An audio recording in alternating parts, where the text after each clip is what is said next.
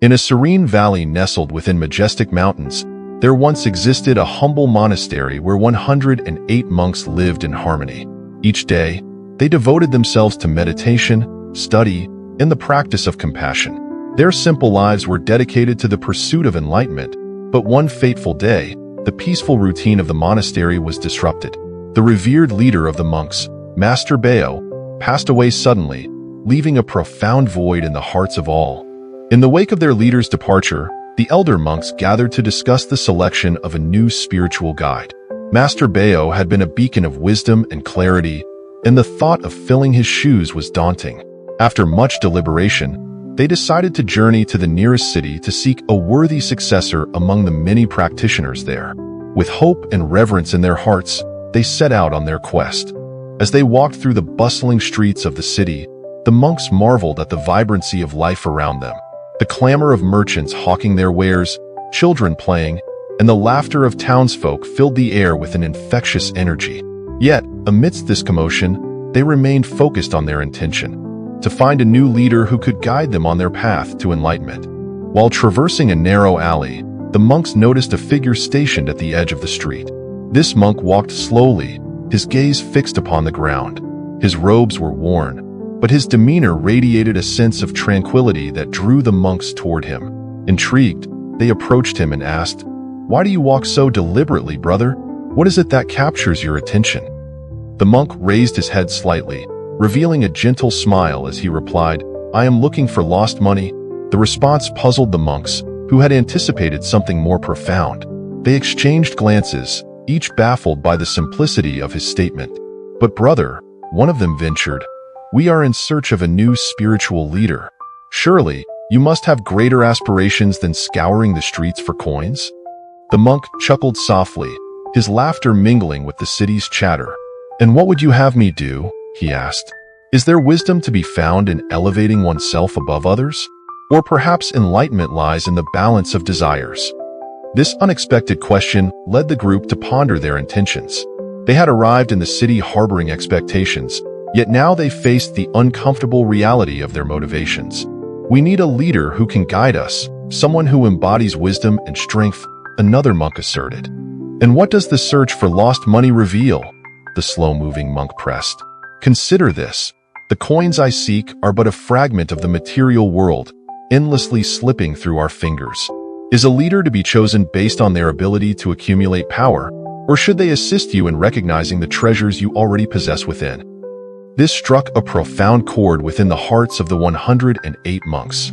They fell silent as they absorbed his contemplations, the weight of their initial approach slowly dissipating.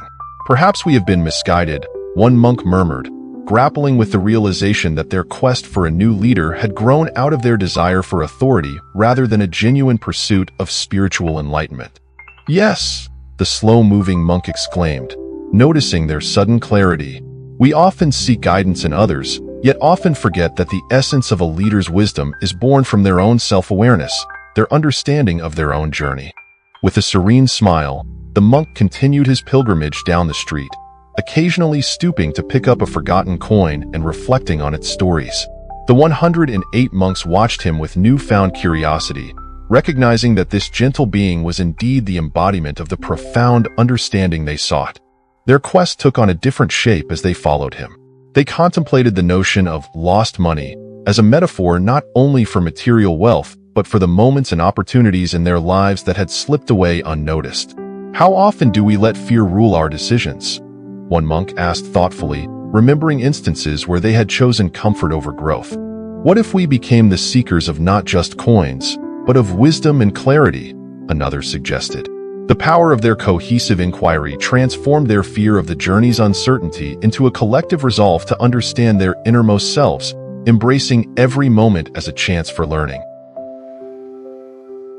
Days passed as they journeyed alongside their new companion, who led them through the streets of the city, slowing down to observe the nuances of life. He pointed out simple joys: an artisan's craft at the market, the kindness of a stranger, the laughter of children. These were not mere distractions, but invitations to embrace the fullness of existence in every moment. The monks began to share their dreams, fears, and aspirations. They discussed their doubts about enlightenment, and the burdens of expectation. The slow-moving monk listened intently, guiding them gently with stories of his experiences. Each narrative illuminated a part of the labyrinth of life. Failures intertwined with triumphs, losses with gains, each aspect teaching valuable lessons. Remember, the monk would say, to seek enlightenment is not to attain some distant goal, but rather to be present in each breath, each thought, and each interaction. The essence of our journey lies in understanding our own hearts with compassion. Finally, the monks grew closer to their goal of illumination, but they were no longer bound by the desire for leadership or external validations. They had come to realize that the true leader was not a singular individual who would take charge, but the collective understanding of everyone present. They discussed forming a council instead, of monks who would share the guidance they had gleaned from their experiences, each one bringing their unique perspective to the group. When they returned to the monastery, it was transformed by their journey. Instead of seeking a new leader, the council they formed nurtured collaboration among all monks. They implemented a practice inspired by their experience, where they would gather daily to share insights and learn from each other, creating a community steeped in shared wisdom and mutual understanding. The once fragmented group blossomed into a thriving collective. Every day, they took time to walk in the gardens, engaging in mindful determination, learning from the plants, animals, and each other. They expanded their teachings beyond the monastery, inviting others into their community, reveling in the stories of every walk of life. In the years that followed, the monks often recalled the slow-moving monk and the simple wisdom he imparted.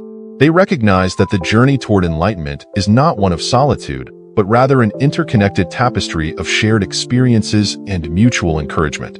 The understanding that they had to seek not the treasures of the material world, but the insights seated within them colored their lives with happiness, humility, and joyous fulfillment.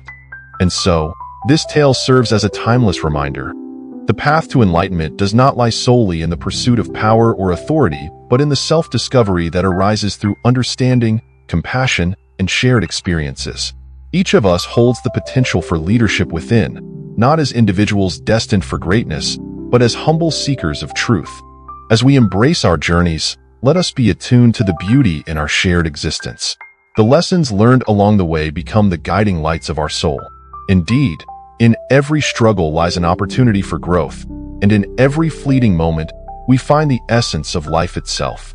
To conclude, may we cultivate a sense of mindfulness in our own lives, remaining aware of the profound lessons hidden in mundane moments. Let us cherish the connections we share, and remember that the pursuit of wisdom is a journey best walked together. Each step we take, no matter how small, brings us closer to the enlightenment we seek within and around us.